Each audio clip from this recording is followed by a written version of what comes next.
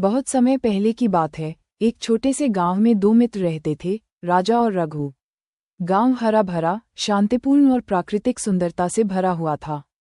वहां की मिट्टी उपजाऊ थी और लोग सीधे सादे और मेहनती थे। राजा इस गांव का सबसे अमीर व्यक्ति था। उसके पास अनगिनत संपत्ति थी, एक बड़ी सी हवेली, कई खेत और सबसे अच्छी गाड़ी।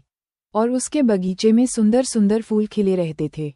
हर कोई राजा की अमीरी से प्रभावित था और उसे सम्मान की दृष्टि से देखता था। वहीं दूसरी ओर रघु था। रघु गरीब था, उसका घर छोटा और साधारण था और उसकी आर्थिक स्थिति भी बहुत कमजोर थी। वह एक मेहनती किसान था जो दिन रात मेहनत करके अपने परिवार का पालन पोषण करता था। उसके पास धन दौलत नहीं थी, लेकिन उसके पास एक बड़ा दिल था जो प्रेम और सच्चाई से भरा हुआ था। रघु अपने परिवार और दोस्तों से बहुत प्यार करता था और उन्हें अपने जीवन की सबसे बड़ी दौलत मानता था। हालांकि राजा और रघु की आर्थिक स्थिति में जमीन आसमान का फर्क था, लेकिन उनकी दोस्ती अनमोल थी। दोनों बचपन से ही गहरे दोस्त थे और एक दूसरे की हर तरह से मदद करते थे। राजा अपनी संपत्ति के कारण कभी अहंकारी नहीं हुआ और रघु अपनी गरीबी के कारण कभी निराश नहीं हुआ। वे दोनों एक दूसरे का सम्मान करते थे और उनके बीच में कोई ईर्ष्या या द्वेष नहीं था। एक दिन राजा ने सोचा कि वह अपने दोस्त रघु को अपने घर बुलाएगा और उसे अपनी नई संपत्ति दिखाएगा। उसने रघु को अपने घर आने का निमंत्रण दिया और रघु खुशी खुशी वहां पहुंचा।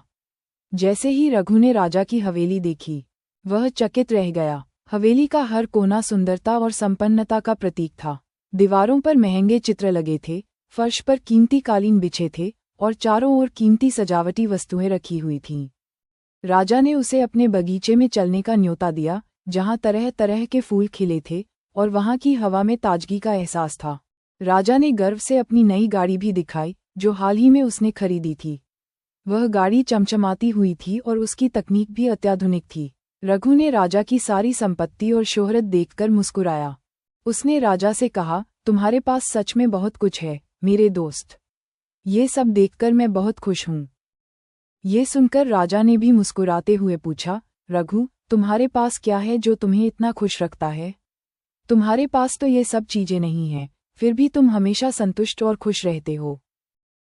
रघु ने नामांकित से जवाब दिया, मेरे पास का सात्विक दोस्त और एक प्यार करने वाला परिवार है। ये सब मेरे लिए हैं दुनिया की सबसे बड़ी पोस्टें। इनकी बदौलत मैं खुश और संतुष्ट रहता हूँ। मेरे पास धन दौलत नहीं है, लेकिन मेरा दिल सच्चे प्रेम और संतोष से भरा हुआ है। राजा ने रघु के शब्दों को गंभीरता से सुना और गहराई से सोचने लगा।